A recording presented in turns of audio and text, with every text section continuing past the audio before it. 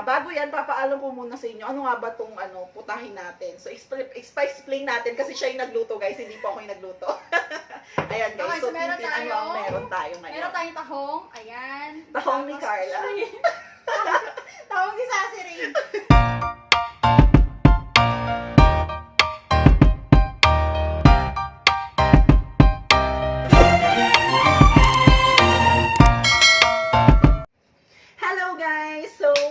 Welcome to Sassy Rhaine's vlog, and for today's video, magmumukbang po tayo. So, meron po tayo ngayong mga pagkain na nakahain sa ating hapagkainan. So, we're going to have our seafood mukbang. So ano po meron tayo ngayon? We have the sweet and spicy seafood. Papakita ko po sa inyo. Ayan po siya. So, yan. Bago yan, guys, ipapakilala ko po muna kung sino ang ating makakasama ngayong araw. Siyempre, ang aking friend na si Tintin. Hello! Hi! Ayan. So, kakainin po namin to ngayon. Ewan ko mauubos namin. Pero itatry po namin na kainin. Ayan, guys. Pero, habang kumakain, meron po tayong twist. Kasi, habang kumakain tayo, nag-post po ako sa aking Facebook account before, like 2 days ago, right? Nung nag-post kami. yeah. Both of us posted in our My Day na magtatanong kayo kung anong questions ang gusto nyong itanong sa amin. At ilan sa mga friends namin at ilan sa mga co-YouTubers ko ay nag-ask ng mga questions. At habang kami kumakain is magtatanungan kaming dalawa. Ayan. And also, we have like a set of questions here na tatanungin namin yung aming sarili. Then, sasagutin namin yon according to our own ideas and opinions. And then, ayan, without further ado, let's do our mukbang. Ayan. So, guys, bago yan, papaalam ko muna sa inyo, ano nga ba itong putahin natin. So, explain natin kasi siya yung nagluto, guys. Hindi po ako yung nagluto. Ayan, guys. Okay, so meron tayo ngayon? Meron tayong tahong. Ayan. Tahong ni Carla. Tahong ni Sassy Rhaine. Tapos, syempre, may pusit. Ayan, may pusit. So, tahong, shrimp, pusit, and may lemon. Ayan, sweet and spicy. So, ngayon na, kakain na tayo kasi gutom na ako. Natatawa ako. Then, we have wine. Ayan, syempre, Maria Clara. Para sa mga virgin. At saka, merong? Ay, syempre, hindi ba mawawala ang banana ni Nino? Nino. Ayan. Okay, guys. Kukain na tayo. So, meron tayong mga rice dito. And then, we're going to check some of the questions that our friends and my co-YouTubers prepared and asked for us. Okay. First question. So, first question I have here. Ayan. So, is galing kay Bess Liz Mendoza. Ang tanong niya po sa akin ay, is there anything you can't let go, so but you know you should? Para sa akin po itong question na to. Galing po kay Sassy Bess Liz. Ayan. So, for me, siyempre English yung tanong, so English ko rin sasagutin. I go. If there is anything that you can't let go, I guess it's about my identity.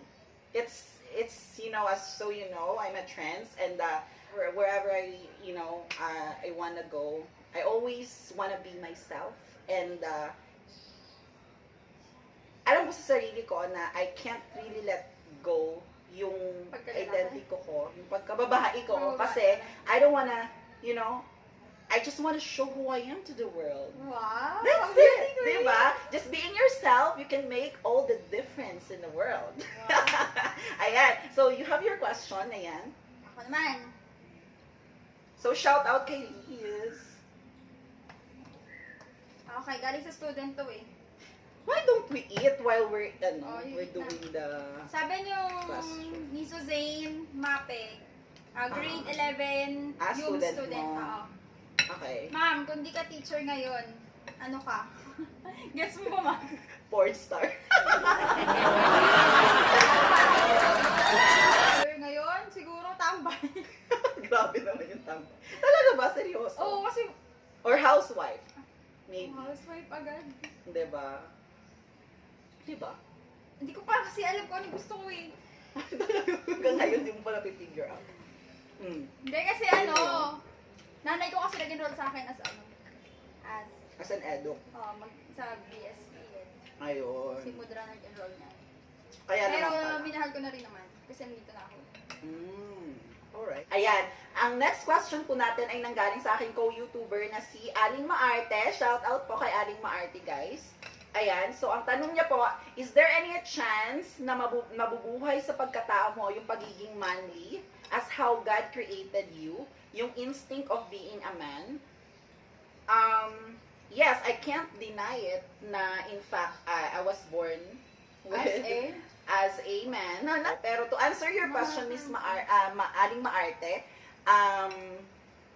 if is there any chance na nabubuhay ang pagkatao ng pamilya? Siguro the way I think it's an advantage for me kasi I also have this manly instinct.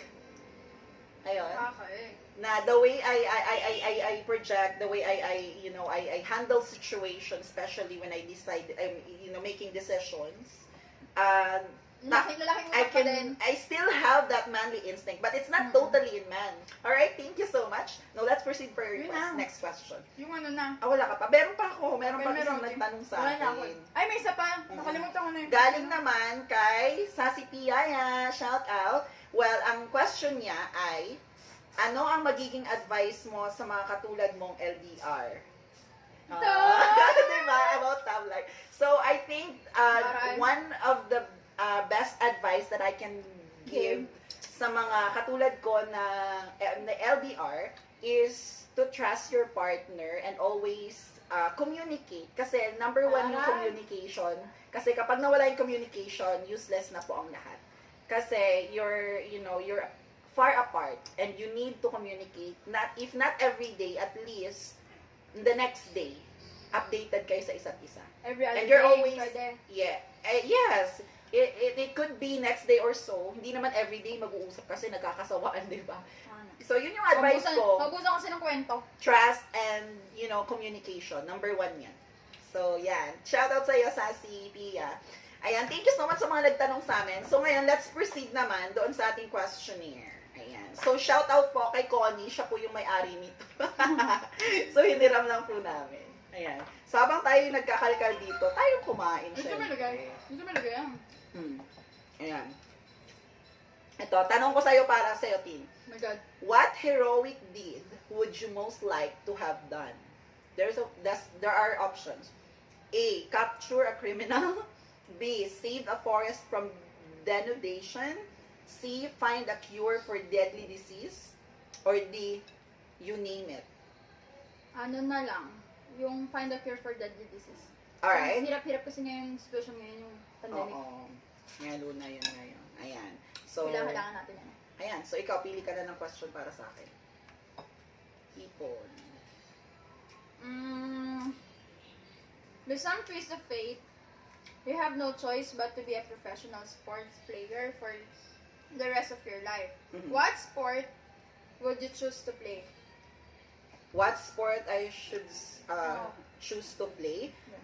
I guess tennis. Because since I was a kid, I always wanna be a tennis player. Ayun. Taray. Diba? Kasi parang may passion ako sa pagtitennis. Pero syempre, diba? Kapag lumalaki ka na, naiiba na yung Barbie lang lang. Iba na yung nagiging gusto. So, yun. Next. Ito. If you could write out the rest of your life and it would come true, what would happen this year? 2021. Ano ba? Public school teacher. Ayan. So, nag-apply na ako sa public. Gusto ko na Wow, mag-public school. congratulations naman. And good luck sa iyong career. Pero di pa ako tinawagan. Sure Maasa naman. pa rin ako. Sure naman yan. Habang buhay may pag-asa. Next. If you were chosen to Sarap represent ng the whole... Sarap tahong. Tahong nila. Tahong ko. Again. Sa question. If you were chosen to represent the whole of... Pangit ang mga question. May alien. If you could communicate with animals, what would you say? Ayan. If I could communicate with animals, what would I say? Since I was a kid, I have this like, you know, fantasy na even yung mga Ang sabi mo sa mga tao, parang mga hayop, nakakaintindi din sila. So, my question for the animals is that if they can speak what they wanna say to mankind, to people. 'Di ba kasi minsan 'di ba nagiging cruel ang mga tao sa mga hayop? Minsan porkit hayop, binabaliwala lang nila, pero kasi 'di ba may feelings din sila, nasasaktan din sila. And guys, alagaan natin yung ating mga alagang hayop, 'di ba? Kasi be kind to animals. Be kind to our mankind. Animals ka pala. Ngayon, 'di ba? Oh. And next question. What are the usual content of your bag or briefcase? Sa bag mo, anong usually yung laman ng mga bag mo? Hindi nawawala face mask, alcohol, cellphone, pera. Of course. Pera. Kahit magkano. Kaya papalit kay Barya pa sa lagi dapat na pera. True, kasi di lang makakain ng bahay kapag walang pera, bes. Diba? Ayan. So, Kaya next. hindi nawawala nga yung alcohol tsaka mask. Oo, kasi Face very mask. important. Ayan. Next, ito. Question mo sa akin. Who is the most beautiful person in the world for you? The most beautiful person for me is my mom.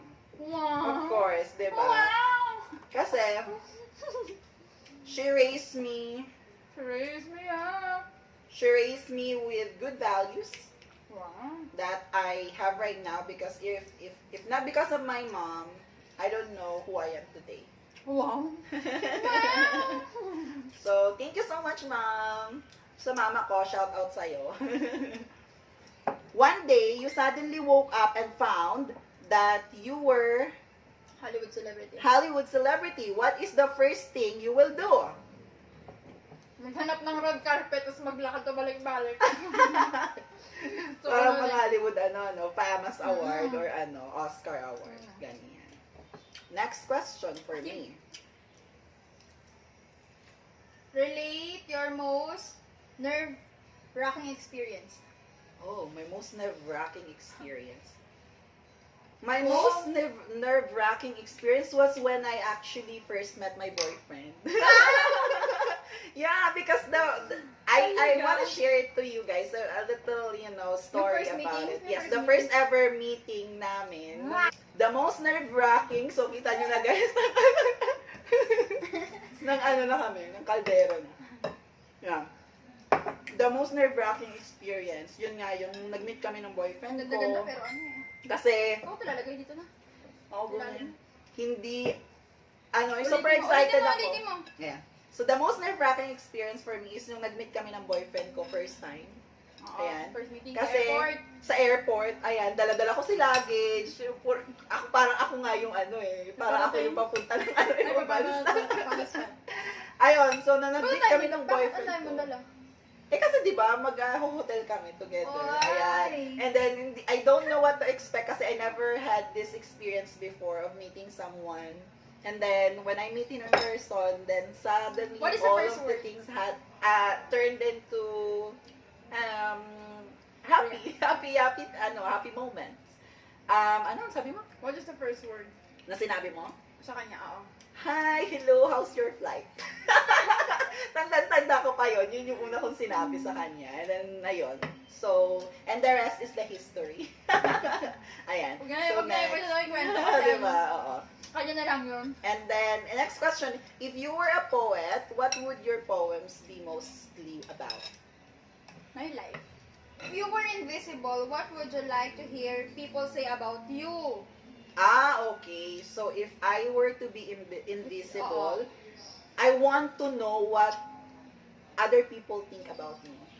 The way they think about me, if it's good or bad. Kung ano sasabi, si Rhaine, ganito Parang siya. gusto si mo ganyan, gusto diba? mo basahin yung isip nila. Oo, ganon. Gusto kong malaman kung ano yung iniisip nila para sa akin. Okay. Next. And then, for your question, what do you, ayun.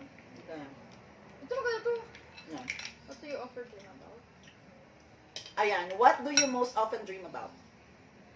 Gusto ko, dream ko yung manalo sa loto. Instant yaman. Wow, di ba? Kung sino ba naman ang hindi? Yan. Next question, this is for Ang me. daming mapupuntahan kasi. Name a city in the world you'd like to get lost in. Saan mo gusto mawala? I wanna lost in Maldives. Maldives. Yeah, Maldives. Ayan. Kasi napakaganda ng Maldives, guys. So it's my dream destination. Because I love the beach. So Ako, I Japan. grew up near the beach. Yan. Bet ko Japan. Ayan. Taka ko. Next, sa'yo. What TV character can you easily portray? Wala. Kanin. Guys, kinamay na namin yung kanin. Pasensya na, guys. Gusto yun na lahat. Nagutom na kami. Ha? Wala? Wala. Bakit hindi po tayo na? Kahit mga, Disney? Elsa? Wala akong ginagaya. Kahit yung bata ka? Wala. Barbie. Okay. Ikaw, Barbie. Sa akin, nung bata ako, gustong-gusto ko na gustong-gusto ko sa mga naging superhero, mga Darna. Di, yung bato! Ayan. So, next question. Since hindi mo yung sinagot, ito naman yung ulit. How do you know if you're already grown up? Ay, ganda. Ang ganda ng question. Siyempre, if I already learned from my mistake, at hindi na yun inuulit, diba? True. And I learned from experience. Everyone learned from an experience, right? Whatever it is, maybe. So, ayan. What makes you smile? What or who? O sige, what or who? What muna? Okay, what makes me smile? What If- makes you smile? If I know that I achieved something, so What you is know, it? Something. like for example, if I, already sustain the needs of my family, that makes me smile. Okay. Of course, I'm happy. And then? And who? then who? Who makes you smile?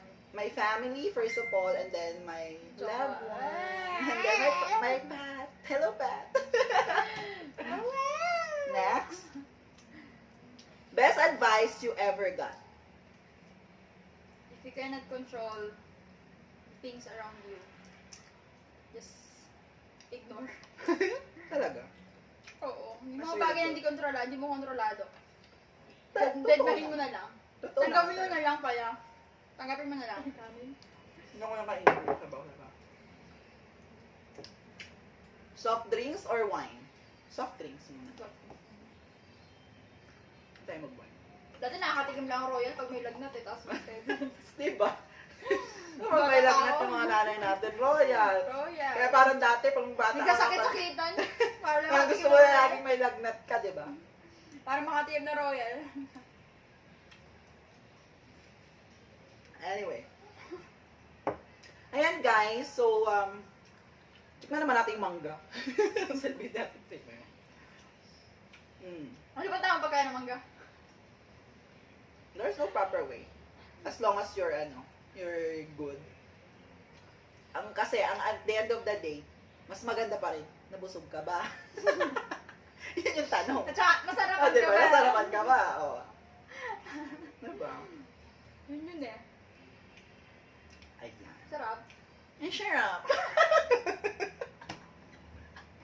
Kayo guys, nasarapan din po ba kayo? Pasensya na po kayo guys kung napatakan po kayo sa aming Takamin mo mukbang sila challenge. ba na mangga? Loka-loka. Ang sabihin mo, masarap. So anyways, guys, thank you so much po sa pagsama sa aming mukbang. At I don't know kung kailan maulit. Maulit pa naman kaya ito. Next naman Ibang siguro content mga naman. ibang content naman. Well, thank you so much, Divisoria Tintin. Hall. Thank you so much, Tintin, for joining me sa ating mukbang. Siyempre, siya yung nagluto, hindi po ako yung nagluto. So, guys, thank you so much. Sa hindi pa po mga nakaka-subscribe dyan, hit nyo na po yung subscribe button and don't forget to hit the notification bell para lagi po kayong updated sa aking mga latest videos. And see you again, guys, on my next vlog. Bye! Bye!